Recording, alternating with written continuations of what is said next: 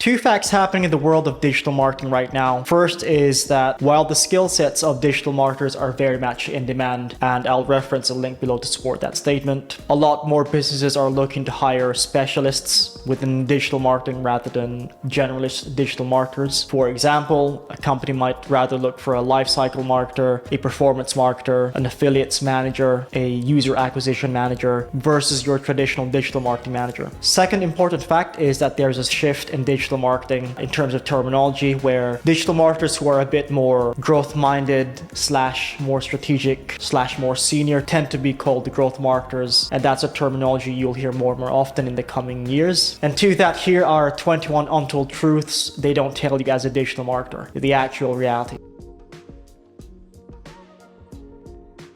If you thought being a digital marketer is an exciting role all about activating campaigns across many different channels across the globe, you are mistaken. A lot of your responsibilities will be in data analysis, and to do that, it's very likely you'll have to be using a tool like Excel or Google Sheets to make that happen. The odd thing is that even though it's 2023, a lot of companies still rely on spreadsheets to organize and analyze their data. You'll likely spend your time going through the various channels that you use, exporting data from there, and then copy and pasting that onto another spreadsheet for you to then analyze. So not as glamorous as it seems. Second truth is that you'll likely become a project manager within your role. Digital marketing as a job function really lies in between many different teams, and it's a role that you'll have to be able to oversee and overlook different departments or different parts of your teams within the business. So expect your inbox to clog up quite quickly, especially from different teams. Your role will rely a lot on being strategic, but also having the oversight across all the different departments that you'd like to be working across with. You'll be working in collaboration with, including design, creatives, data, product, maybe your stakeholders, sales, your web developers or your product developers. And the ability to project manage a lot of different campaigns is a skill set that you'll have to develop within your role as a digital marketer. Third truth is that organic social media is dead. When I think of social media when I was younger, about 10 years back, whenever you posted content, that organic post would easily reach up to 70% of my following organically without having to boost it, without even much engagement. It was a lot easier to build a following back then. And fast forward to today, it's a completely different world. You know, when you post content, if there's not enough engagement, it's very likely that a lot of your followers or the people that subscribe to your channel won't see the content itself. And that's the reason why I say social media is dead. You can create the best piece of content hoping that it will receive a lot of engagement. You publish the content and nothing happens. My advice here is to really focus on social media channels that have newer features like TikTok, Instagram Reels, and especially YouTube Shorts. The reach is quite high and engagement levels are quite good. I personally experienced this from YouTube itself, so YouTube Shorts. One of my shorts got 1,000 views within a span of a couple of days. I didn't even promote that short too much. Well, I didn't actually promote it at all. I just published it. Fourth truth is that artificial intelligence and automation might replace your job. The truth is that a lot of digital marketing responsibilities can be automated,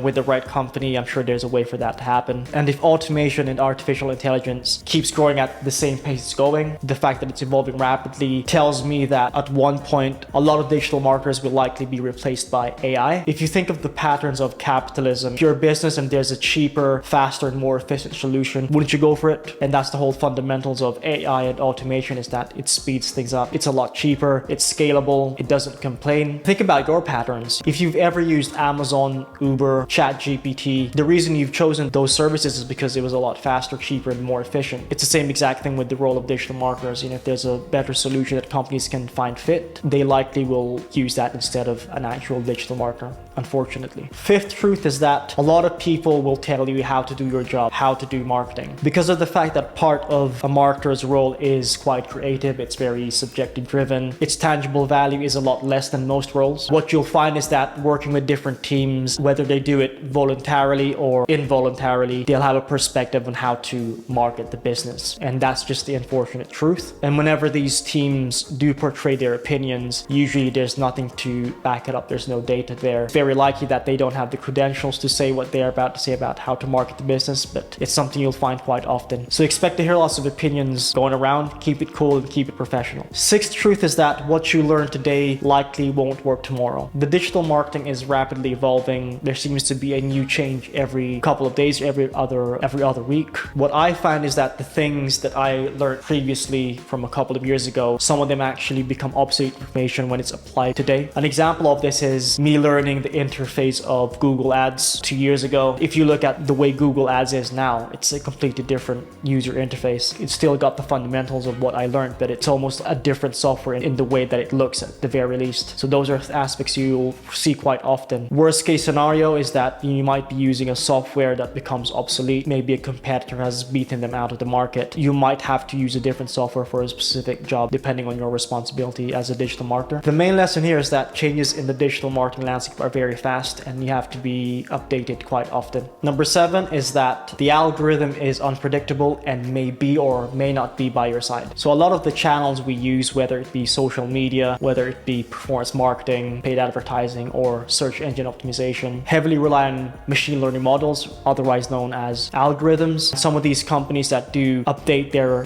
algorithms don't necessarily always communicate that to us, so we don't gamify it, if that makes sense. And going back to the previous point when I said that what you learned in the past might not necessarily work today, it's the same exact concept. For example, back in the day, SEO was all about keywords. The amount of keywords you have dictated how often you'll rank within Google search, whereas now if you keyword stuff your blog, for example, that's actually going to be a detriment to your rankings and Google will essentially punish you, seeing your blog as a lower quality piece of content because of the fact that you repeated the same exact keyword. So the next point is pretty debatable, but I find this more realistic and happens more often than not, is whenever there's a financial loss in a company or there's a need for cuts, one of the first teams to get cut is really the marketing team, unfortunately. Remember the point I made about marketing being quite a creative / subjective role, and because of that, there's no obvious or tangible results attached to marketing a business. Marketers tend to be seen as more of an add-on for a business than a must, which is a really bad strategic decision for a lot of businesses, but that's a topic for another video. So a great example of this is a marketing team might create a great piece of content, let's say a lead generation ebook. You've got loads of people downloading the ebook. The creation of that ebook might have taken a lot of resource, whether it's designers, copywriters, the marketing team itself, paid advertising, but there's no tangible revenue attached to it. You'll often find that a lot of your stakeholders will challenge the whole process and question what's the actual revenue or return on investment of this whole campaign. So I find that a lot of marketers have to almost justify their role in the company. So that's something to keep in mind as you get into the world of marketing. Ninth truth is that a lot of your efforts are going to be influenced by external factors outside of your control. In the world of marketing, where you're creating a message for your ideal audience, you can imagine all the different variables that can attribute before that happens. There's a lot of things in between that process that is outside of your control. Number 10, digital marketing is both a creative and technical skill set. In digital marketing, you need to have the ability to be creative, but at the same time have the ability to be good with information technology or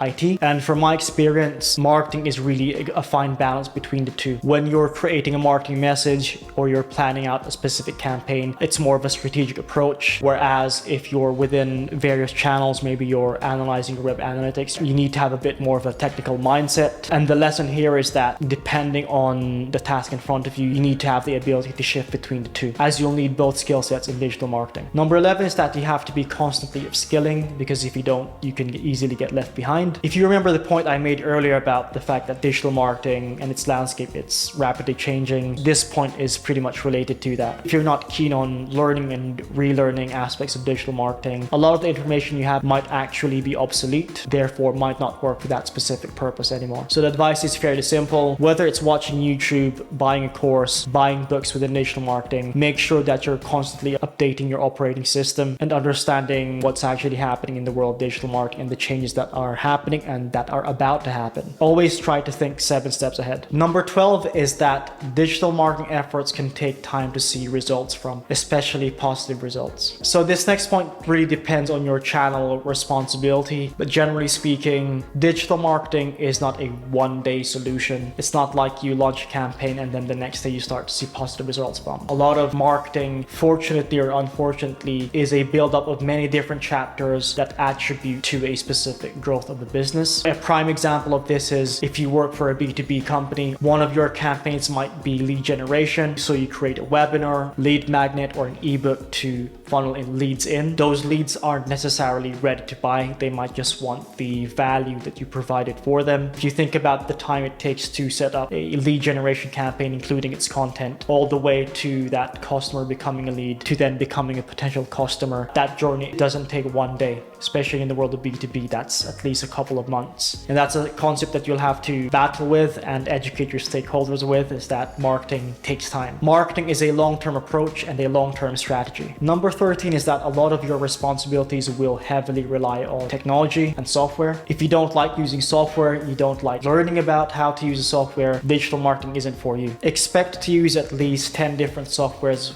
within digital marketing. Number 14, there is no set salary range for digital marketing. This can be a good or a bad thing. Generally, I think it might actually be a good thing. You'll have a bit more leg room in terms of negotiating your salary. In fact, I made a whole YouTube video about this, which is understanding the salary range of digital marketing managers in the UK. So I'll link the video below if you're interested to see it. Number 15 is that you will have to become a data analyst. This supports the previous point that I made. You'll spend a lot of time on Excel or Google Sheets. A lot of your approach and strategy has to be data driven. You can't just be recommending ideas without any data to back it up. Defeats the purpose of digital marketing. You know, the great thing about digital marketing is because of the digital world, there is data for us to analyze and utilize at our fingertips, literally. An example of where you might need to become a data analyst is if you work within the SEO or content marketing space, you might have to look at how your content is affecting conversions. Is your content even getting any viewership? So you might look at your Google Search Console, you might look at Google Analytics 4, see its performance, and it's not just looking at numbers. You need to be able to understand the insight from the data that you see and be able to explain that to a stakeholder that doesn't understand marketing. Number 16 is that you have to think from your customer's point of view. The best digital marketers and marketers in general are the ones who are able to think from the point of view of their customers rather than the business. At the end of the day, we need our customers to build the business. So rather than focusing on serving the business, serve your customers. How can you improve the product? How can you improve your service? How can you improve your relationship with your customers? That is a very important mindset shift that is also needed to be potentially educated within the business. Sometimes we get too zoomed in into the technicalities of marketing. Same exact thing, for founders. They think too much of improving the product or the service, and you might forget the fact that we're selling to people, and the best way to understand people is literally to build a relationship with those people. Ask them for feedback, understand their pain points, understand their pleasures, their wants, their aspirations, and how can your product or service transform them to achieve those things. Number 17 is the fact that digital marketing attribution is never quite 100% accurate. And this fact is one that a lot of digital marketers and businesses itself want to avoid. It's a conversation no one really likes to talk about. But the fact is that marketing is difficult, and to be able to attribute a conversion or an attribution to a specific individual singular channel is impossible. It's never quite accurate. And a great example of this is when I was working for an e-commerce brand. We were spending quite a good amount of money on display advertising, and within the data that we initially got from the platform, that the revenue and the return on ad spend wasn't that high. And so the stakeholders would question, why are we spending money on YouTube advertising and display advertising if we are not getting a good return on investment? And what we actually found out is that these upper funnel channels were supporting us in terms of conversions to other channels. And that is a conversation and topic that's not talked about as often, but it's something you have to almost understand and educate within the company that you work for. In fact, I actually made a whole video about this, which I'll link below. It's all about understanding attribution in the world of digital marketing. Number 18, digital marketing is a very high pressure role, depending on the company that you work for. The fact that it's changing quite often, there are other variables that can add pressure to your role. There might be a sudden shift in how the company wants to market itself. The product might have completely been different from when you started. Or another example is maybe you've created a campaign with a specific type of creative or messaging, and then all of a sudden your founders might want to shift that messaging to a completely different audience. So your work can essentially be obsolete quite easily depending on the variables outside of your control. And because of that, there's just a bit more pressure when you're working digital marketing, where there's a lot of levers that in theory you should have control over, but you don't. And that's something you have to keep in mind as you get into digital digital marketing. Number 19 is you might work for a company or a client that you don't necessarily enjoy working with or working in. This is especially true for when you're starting out. Because of the fact that it's a competitive landscape, you'll very likely apply for so many different digital marketing roles, and you'll likely accept the first offer that's in front of you, which I don't recommend doing. It's very important that you work for a business or a client that you understand, that you believe in, that you support, because at the end of the day, you're going to be the one to market it, and it's hard to market something that you don't believe in. My advice here is quite simple. If you're going to apply for your next job or you're thinking of moving, make sure that you believe in the company's proposition. Same exact thing with your hiring manager. There has to be some sort of a connection there. I would rather trust my intuition when that conversation is happening. Really ask them, what's their leadership style? How do they work? What's their ideal hire? And make sure that who you are and what the hiring manager is looking for clicks. Because if it doesn't, you'll end up in a job that you hate. And worst case, you might actually hate digital marketing. So be selective with the company and the manager that you work with. Number 20, audience targeting is overhyped and overrated. Now, this will piss off a lot of media planners and performance marketers, which is the world that I specialize in. The fact is, post iOS 14.5, especially iOS 17 coming this year, the end of 2023, and the fact that cookie tracking will disappear, maybe potentially be banned in the future, the idea of narrowly targeting and focusing on your audience targeting is actually an obsolete strategy. I would recommend, whenever you're building a campaign, rather than having 10 different audience segments broken out by ad sets, is to have one ad set that's focusing on a broad audience instead, which helps the algorithm learn a lot faster, therefore getting you better performance, especially long term. This idea is even supported by Facebook itself. My advice here is, rather than spending all your energy in researching audiences, setting up those audiences, I would rather you focus on the actual creatives. So the advertising copy, the headline, description, the primary text, the image or the video, and more importantly, focus on the post-click conversion that happens. When the person clicks on the ad, they're going to end up on the website. What's that user experience like? So to summarize that point, focus on your creative, but at the same time, focus on your website as well, rather than focusing solely and putting all your efforts into audience targeting, which I feel like in the future might actually completely be eradicated. But that's a topic for another video. Final point. Point 21, you have to study your competitors just as you study the brand that you work for. So as digital marketers, I'm guilty of this myself. We zoom in way too much in the company that we work for. We understand its unique selling proposition. We know our ideal customer persona. We know the messaging that we go out with through various channels. But a very useful approach to digital marketing is also understanding what's happening around or within the world that we work in. An easy way to do this is to understand and to actually reference your competitors within the same exact space. Understand, what their messaging is, who their audience is, what their website's user experience is, what's their content like. Take inspiration from those elements to improve your role within a company, which will make you more valuable. To hone in on this point, when you think of the Netflix/Blockbuster saga, if Blockbuster only had a bit more humility and understanding of what was happening around them, they might still be around as a business. The same exact thing for you as a digital marketer. If you're working with a company right now, or you're working for a specific type of client, obviously understand the company you work for, but more importantly, I would say, is understand what's happening around that world, so you can reference those elements and can help you strategize and implement better campaigns in your role as a digital marketer. And that's the end of the video. Thanks for watching. Peace and love.